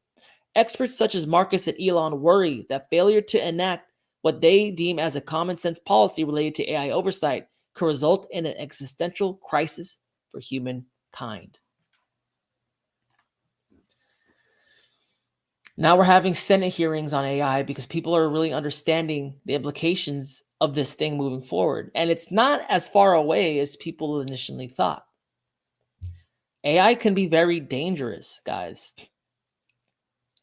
It's smarter than us. We've never really experienced a species that can outthink us. And now we made one. And it's growing at an exponential rate. It's growing so fast, we're not even sure we can control it if it gets to a point. All the smartest people in the room won't be able to control a very smart AI. Because the very smart AI has all access to all these people's published works, peer-reviewed articles. They're all those people and more combined in one hive mind. So you need to approach this, I guess, cautiously. And there's two ways of thinking about this. One is let the free market do what it does. AI is here. We need to learn how to use it. Let's run with it. And the other is like, hey, I'm not sure if this is a good idea. Let's slow down. Make sure that if we need to put one back in the cage, we can. I tend to be of the thought process of the latter, of making sure you can control what you make. Because once it's out there and once it's on the internet, there's no putting it in. And you don't want a rogue, super smart entity running around the internet where all the information is free and it can use to its advantage. Because at the end of the day, I'm sure if humans could hack, I'm sure AIs are really good at hacking. And all of our modern life is existing online, whether it be the controlling of our power, our financial systems are all able to be accessed through online. What do you guys think? You guys have thoughts on this? What do you guys think about AI? Do you think it should be controlled? The 6-month pause should happen? Think it should not? I'm curious. But I'll keep moving. Leave it in the comment.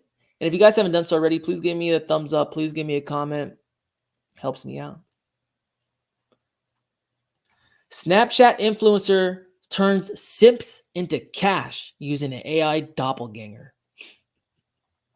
Crazy. Okay. 23-year-old Snapchat influencer has seemingly taken a leaf out of the simp DAO playbook by launching an artificial intelligence-based girlfriend version of herself via OpenAI's chatbot ChatGPT. The influencer in question, Karen Marjorie, has 1.84 million subscribers on Snapchat, along with 215,000 followers on Instagram. Dubbed Karen AI, the project was built by Forever Voices, which utilizes more than 2,000 hours of worth of audio from Marjorie's deleted YouTube videos to create the virtual girlfriend. It comes in a text and audio-based format, with the AI closely replicating her voice, her actual voice and speaking patterns. So you have to write in, and then it responds back. According to the document seen by Fortune that it referenced in a May 10th article, the project saw 1,000 signups in the first week of its early beta that concluded on May 9th. Users pay $1 per minute for interaction with Karen AI, which has already seen the project pull in 71,000 during early beta. Marjorie also told Fortune that she Marjorie, right? Yeah. Also told Fortune that she expects to make around $5 million a month, as she just needs 20,000 people from her large following to subscribe. Holy shit. Whether you need somebody to be confirming or loving, or you just want to rant about something that happened at school or work, Karen AI will always be there for you, she told Fortune, adding that you can have limitless possible reactions with Karen AI. So anything is truly possible with conversation. The term SimDAO was combined. Okay, I don't care about that. With the use of AI, it appears that Marjorie has become an early pioneer of the new way to engage and monetize devoted following. Actually, we just talked about this. With the explosion of popularity of AI chatbots, due in part to the free access to ChatGPT, discussions of AI girlfriends is becoming more frequent. A quick Google search finds websites ranking the top 10 best AI girlfriend apps to customize virtual companion in 2023, along with head-scratching reports of a recent trend with replica bot users in which the men are proudly abusing their virtual girlfriends. What the heck? That is a special kind of crazy, man. Wow. So we finally have an influencer come out, make an AI version of herself. And instead of her interacting directly with her community, this AI modeled after her is interacting with them. And they're paying for the time they're interacting with them. And it's a lot of money. So they must be interacting a lot. This is very interesting. It's kind of weird, very interesting. And I guess it allows you a way to engage with community at scale in a way you could never do it, answering messages by yourself. So in one way, very, very revolutionary way to monetize your community. In another way, though, I hear that people are abusing this thing. It's pretty much turning into a sex chat. And apparently they tried to make it in a way where the bot wouldn't engage in that talk, but naturally, knowing people on the internet, it tends to skew that way. And the chat bot gets pretty explicit. But, it's probably one of those things where they're like, hey, yeah, we're trying not to let it happen, but if it happens, whatever. Because it ultimately drives more money. It keeps people on there longer. Sex sells, right? So interesting. I haven't used it. I probably will never use it. If you guys use it, let me know how it is. I wonder. I mean, apparently it can go pretty far. They're talking about sex. So we'll have to see if this becomes a thing. I feel weird about like making a copy of yourself having internet, because then it can effectively act as you, be you. How will people know it's not you? I don't know. But what I do know is it's good to see people running with this stuff. New technologies comes out on the scene, and we're seeing people pulling in $71,000 in a week. Their estimates being $5 million a month. Interesting. We could think how we want to think about it, but results stand for themselves.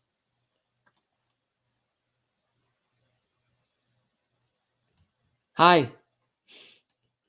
Yo, Dub, I'm late. Hope you're good. I'm good, man. No worries. You could catch a replay. You could catch the videos throughout the week. Whatever. Is WanChain planning to connect CBDC, Visa, Master, PayPal? I mean, the CBDC doesn't exist yet, so I don't know. And then Visa, MasterCard, PayPal. I mean, you don't really connect. Those are centralized payment solutions. So like we're starting to see like, it's kind of cool now to say, oh, we're looking into blockchain. Yeah. I mean, what does that mean really? Is Visa building a blockchain like backbone to insert into its system? That's different. But like if that's not the case, then what are they going to connect? WanChain's a decentralized project. Usually, and I would think Visa doesn't want true decentralized, true blockchain, because then everyone gets to see their stuff. And that's the problem with traditional companies. They don't like to show all their stuff, because truth being told is they probably aren't proud of all the stuff. I don't know. Maybe. But it seems like they're connecting decentralized first. And I think that's the right way to go. Rent a girlfriend virtually, shaking my head. Yeah, especially like it sounds like some guys were like into like abusing the virtual girlfriend. What the hell, dude? Yo, virtual girls. And then like they got these robots now, man. It's gonna be weird, bro. Like people just have robots for girlfriends. I'm not gonna judge it, but I can't say I'm happy about it. I don't know. Next one. Weird. It's getting weird, guys. Next one. Wendy's unveils Google-powered AI chatbot at drive-thru.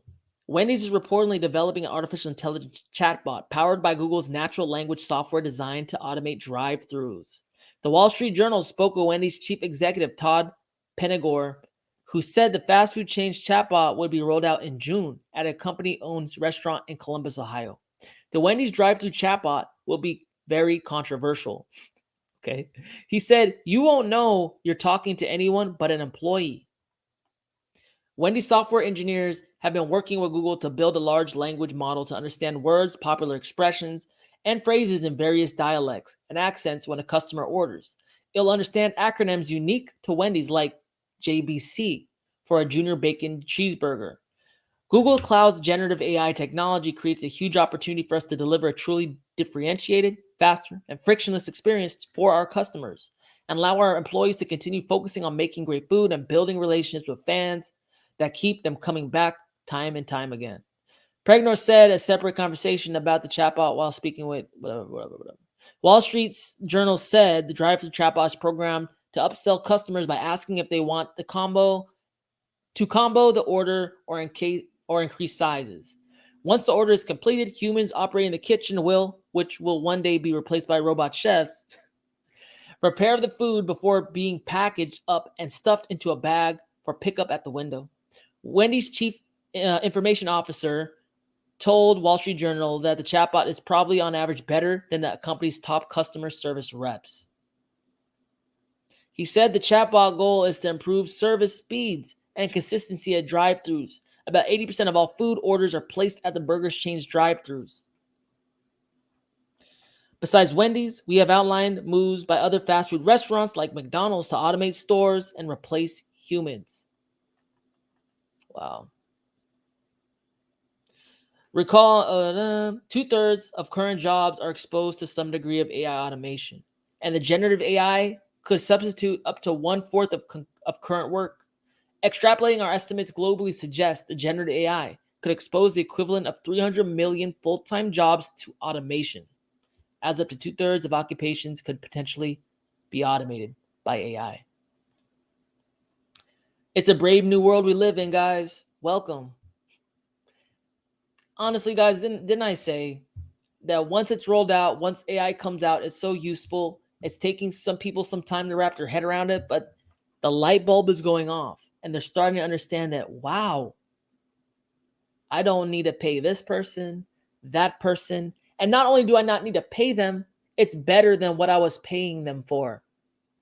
It doesn't complain. It doesn't need breaks. It's always around. It doesn't get offended. It's not rude.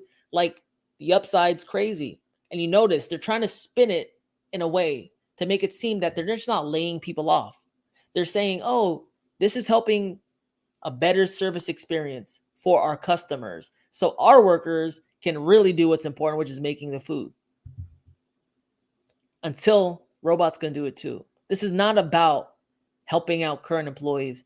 This is about reducing employees. This is about bottom line. It always is. And robots and AI are extremely good for bottom line. So watch this trend to increase. You mark my words. You heard it here first. Robots will become more and more normalized within our society until they're everywhere.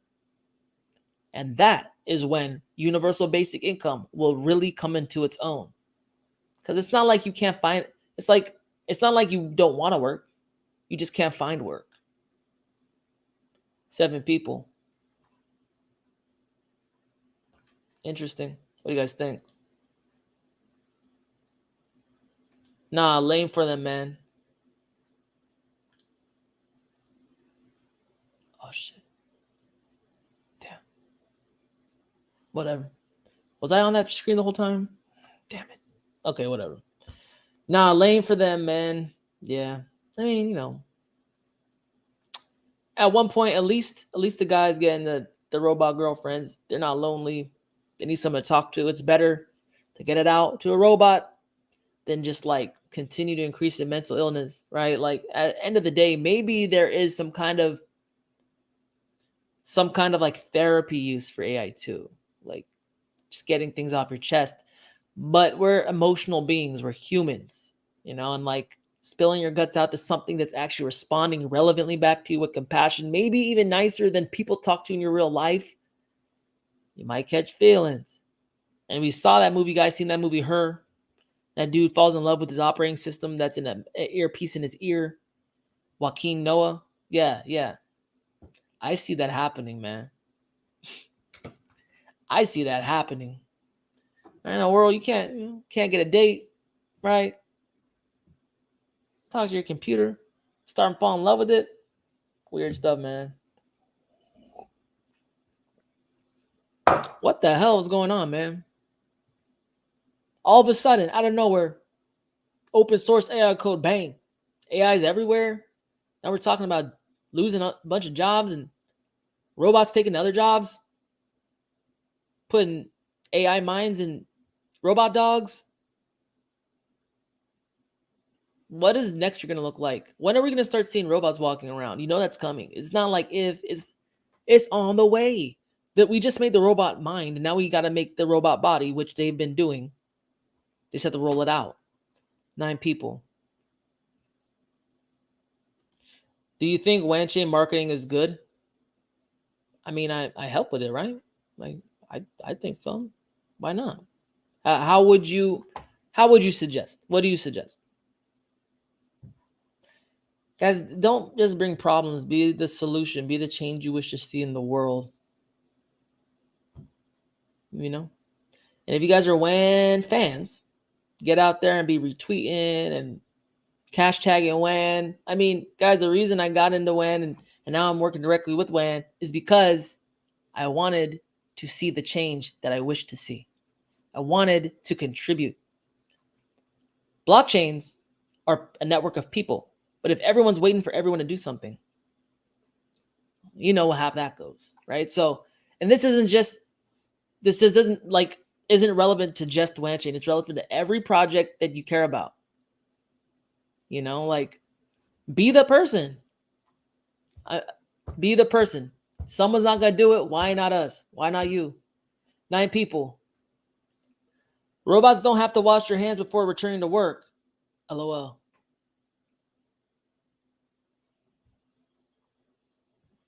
Yeah.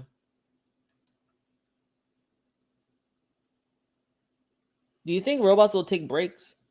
I mean, like, the smarter we make something, the more like human it gets. Like, you know what I mean?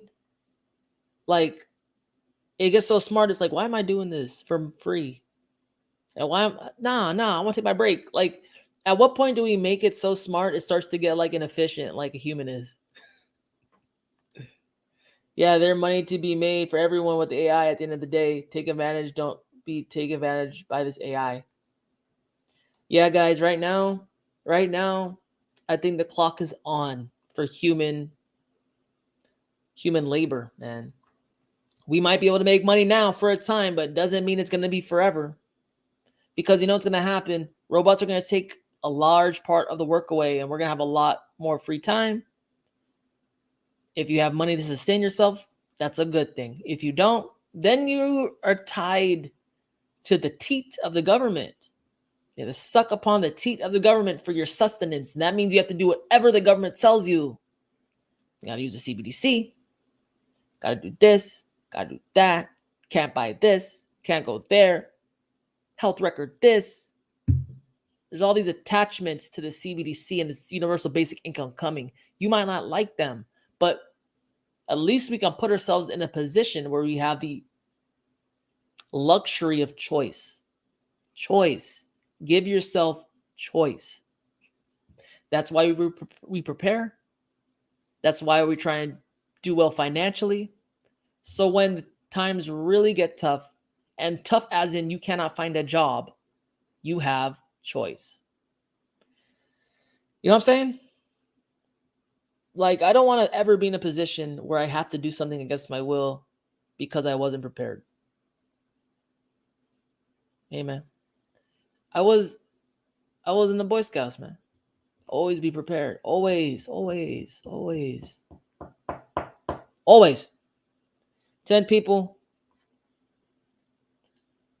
I don't want to be under them teats too long. At all, man. Because the government ain't looking out for you, man. They got their own agenda. And it's probably not good for you. It's probably good for them. It's a big old club, like George Carlin said, and we ain't in it. Right? So, don't depend on that. Grind now so you can chill later. But while you're chilling, I'll be here. While you're grinding, I'll be here.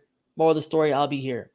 Thanks for attending, guys. It's been almost 2 hours. I'm going to keep it under 2 hours. Again, this is the crypto news stream. I do this once a week, Saturdays, 11 a.m. Unless there's something different, follow me on Twitter. I'll announce it there. At DubDigital with 2 U's. And I'll cut this up. You can either watch the stream in the record or wait throughout the week. I release each article we go over here in its own separate individual video so you can actually find it and get the things you care about. But until next time, guys, it's been fun. Talk to you later. Peace.